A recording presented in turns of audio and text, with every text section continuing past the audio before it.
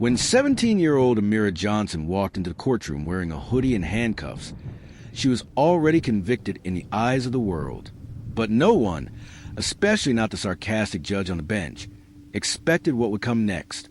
What happens when brilliance hides behind a broken system. Amira Johnson wasn't your typical teenager. She was quiet. She liked to sketch constellations in the margins of her notebook and memorize obscure historical facts. But none of that mattered on the day she was arrested. It all started in South Haven, a working-class suburb struggling with inequality, where racial profiling wasn't just a rumor, it was routine. Amira had been walking home from her shift at the public library when police claimed she fit the description of someone who had broken into a nearby electronics store. She was handcuffed, taken to the station, and booked, all without a parent or lawyer present. Her mother, Denise, a single nurse working a double shift, arrived just in time to see her daughter being fingerprinted. I told them she was at work. I had her time card. They didn't care, Denise later said, holding back tears. The charge, burglary and resisting arrest. But the story didn't end there. Because the judge assigned to her case, a man named Harold Dupree, wasn't known for compassion. He was known for cracking jokes from the bench and delivering harsh sentences to anyone who didn't show respect. Courtroom 3B of the South Haven Municipal Court was packed that morning. Word had spread that Judge Dupree was presiding over a mouthy teenage suspect. Amira sat beside her overworked public defender, Marcus Patel, head bowed and face pale. Her hoodie had been removed, and her wrists still bore the faint red marks from the too tight handcuffs. As her name was called, Judge Dupree adjusted his glasses, leaned forward, and sighed dramatically. "Another honor roll dropout, I presume?" he quipped. A few people in the courtroom chuckled. Amira didn't flinch. The judge continued, flipping through her file with exaggerated disdain. "Burglary? Resisting arrest? No priors, but you sure jumping with both feet, huh? What were you after? Free TikToks." The courtroom laughed again, but Amira just looked straight ahead. Public Defender Patel cleared his throat. "Your Honor, we have evidence that Amira was at her job during the incident. We're requesting a dismissal based on..." Judge Dupree cut him off. "What job? Dunkin' Donuts?" "No, Your Honor," Patel replied tightly. "The South Haven Public Library. She's been employed part-time for over a year." Dupree smirked. "Oh, a reader. Well, maybe she should have read the sign that says, 'Don't commit felonies.'" That's when something shifted. Amira looked up calmly, directly into the judge's eyes, and spoke for the first time. "Sir," she said, her voice even, "may I correct your assumption?" Judge Dupree raised an eyebrow. "Excuse me, I didn't drop out. I'm graduating early," she said. "I've already completed high school, and I've been accepted into MIT's Advanced Theoretical Physics program." The courtroom went silent. Everyone thought she was bluffing. The courtroom had already painted her as a delinquent. But Patel, ever prepared, stood up and handed the judge a folder. Inside, you'll find her academic record. Valedictorian, dual enrollment at the community college, letters of recommendation from MIT professors. The judge flipped through the pages slowly. His smirk faded. His finger stopped on a letter from MIT that read, "We are pleased to welcome Amira Johnson into our undergraduate program.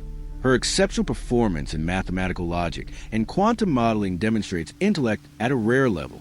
Her IQ, tested independently by the Stanford-Binet scale, ranks in the top 0.01 percentile globally." He looked up. "Is this real?" Amira nodded. "You can call the admissions office."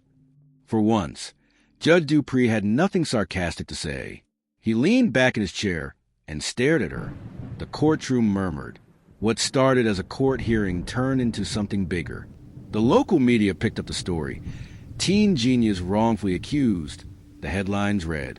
Reporters uncovered body cam footage showing Amira peacefully walking home when two officers stopped her. There was no probable cause. The store she was accused of robbing? Surveillance cameras showed a male suspect in a ski mask. Amira's time card and camera footage from the library aligned perfectly. The mayor's office issued a formal apology, but that didn't undo the trauma Amira had faced. And Judge Dupree? His comments didn't go unnoticed. Civil rights groups began calling for an ethics review of his conduct, citing bias and unprofessionalism. A petition to suspend him gathered 25,000 signatures in less than 48 hours. The charges against Amira were dismissed, but the story didn't end there. In an unexpected twist, the MIT president personally reached out, offering her not just admission, but a full scholarship and a platform. They invited her to speak at the university's Diversity in STEM conference. On stage, in front of a crowd of scholars, scientists, and policymakers, Amira stood tall and delivered a speech that echoed around the internet. You can measure my IQ, but not the way society sees me. They saw a hoodie. They didn't see a mind. I'm not the only one. There are thousands of kids like me, brilliant, underestimated, and wrongly judged. We don't need sympathy. We need change. Her speech went viral. Millions of views. Hashtags trended. Hashtag see me fully. Hashtag justice for Amira. Judge Dupree issued a public apology, but it was too little, too late. The ethics board suspended him pending investigation. Amira's case sparked a wave of discussions across the country. News anchors debated how many lives had been derailed by prejudice in courtroom. Parents and educators started pushing for implicit bias training for judges and law enforcement officers. Schools invited Amira to speak. She was profiled by Time, Teen Vogue, and The Atlantic. She never asked for fame, but her quiet resilience, her choice to speak calmly when mocked, reminded the world of something powerful. Brilliance wears many faces, and sometimes the brightest minds are hidden behind silence, poverty, or the scars of a broken system. The judge saw a criminal, but the world saw a genius. One moment of prejudice led to a global movement, because when you try to silence a gifted voice, sometimes it ends up speaking louder than ever before. So next time you're quick to judge, remember Amira Johnson, because behind that hoodie was a 167 IQ and a future brighter than anyone imagined.